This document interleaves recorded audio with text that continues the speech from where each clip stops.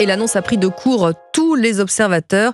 Le Sénégal et le Tchad réclament le départ des soldats français. En l'espace d'une journée, 2 partenaires de longue date annoncent la fin de coopération militaire stratégique. Conséquence, 1 millier et 350 militaires installés respectivement au Tchad et au Sénégal vont progressivement se retirer d'Afrique.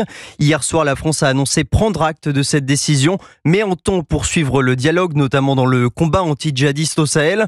Pour autant, ce départ réclamé des soldats français provoque l'incompréhension. Bonjour Maxime Gondelot. Bonjour Théo, bonjour à tous. Cette annonce surprise du Tchad est en effet intervenue alors que le chef de la diplomatie française, Jean-Noël Barrot, était en visite officielle dans le pays. Le ministre était même encore présent dans la capitale tchadienne au moment de l'annonce par les autorités locales. Mais pour Jean-Michel Fauvergue, ancien patron du RAID, il ne faut pas comparer la situation avec des pays où la junte militaire a pris le pouvoir, comme au Mali ou au Burkina Faso. Je crois qu'on est dans une vision de pays qui veulent avoir une autonomie complète dans tous les domaines et en particulier dans les domaines militaires. Ça ne veut pas dire que la coopération militaire est terminée avec ces pays-là.